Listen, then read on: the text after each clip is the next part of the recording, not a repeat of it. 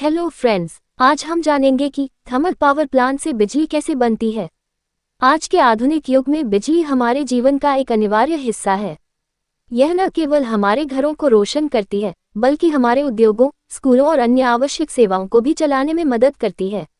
इस बिजली का उत्पादन करने के लिए कई प्रकार के संयंत्र होते हैं, जिनमें से एक महत्वपूर्ण संयंत्र है थर्मल पावर प्लांट।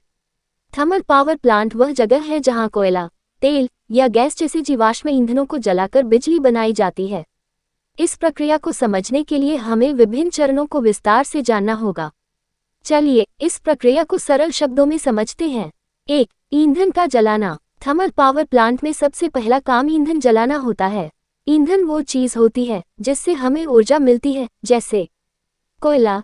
ये धरती के नीचे से निकाला जाता है और काफी समय से ऊर्जा के मुख्य स्रोत के रूप में इस्तेमाल हो रहा है। तेल और गैस, ये भी धरती के नीचे से निकाले जाते हैं और इन्हें जलाकर गर्मी पैदा की जाती है। जब इन ईंधनों को जलाया जाता है तो भारी मात्रा में गर्मी उत्पन्न होती है। इस गर्मी का उपयोग हम बिजली बनाने के लिए करते हैं। उदाहरण के लिए, अगर आप एक लकड़ी के चूल्हे पर लकड़ी जलाते हैं तो उससे बहुत सारी गर्मी निकलती है, जिससे आप खाना बना सकते हैं। इसी तरह पावर प्लांट में ईंधन जलाने से बहुत बड़ी मात्रा में गर्मी पैदा होती है। 2. बॉयलर क्या होता है। बॉयलर एक बड़ा बर्तन या मशीन होती है जहां पानी को भाप में बदला जाता है।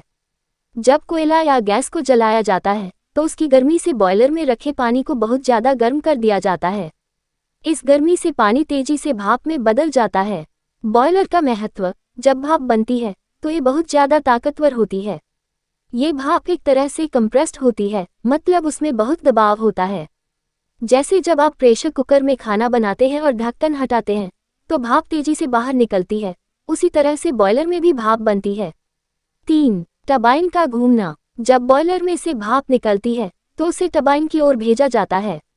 टरबाइन एक पंखे जैसा यंत्र होता है जिसके बहुत सारे ब्लेड होते हैं।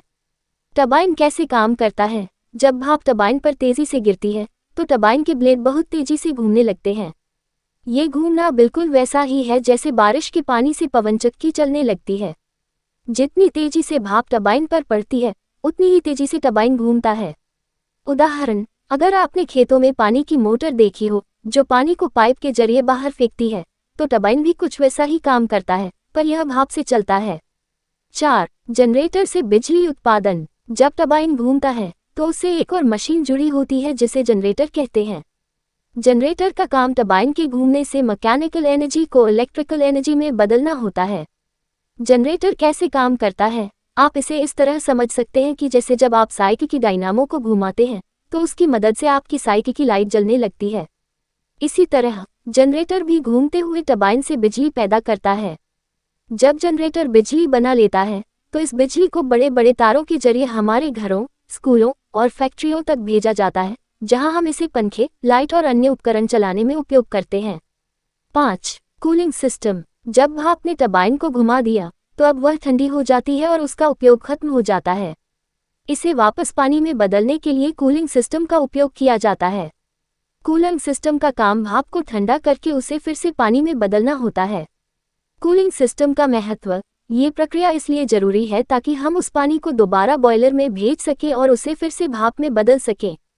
यह एक चक्रीय प्रक्रिया है, जिसका मतलब है कि एक बार जो पानी उपयोग हुआ उसे फिर से इस्तेमाल किया जा सकता है। उदाहरण, जैसे आप अपने घर में ठंडी चाय को फिर से गर्म कर सकते हैं, वैसे ही भाप को ठंडा करके फिर से बॉयलर में भेजा जाता है। दोस्तों, आपको ये जानकारी कैसी लगी, हमें कमेंट करके जरूर बताएं। धन्यवाद साथियों।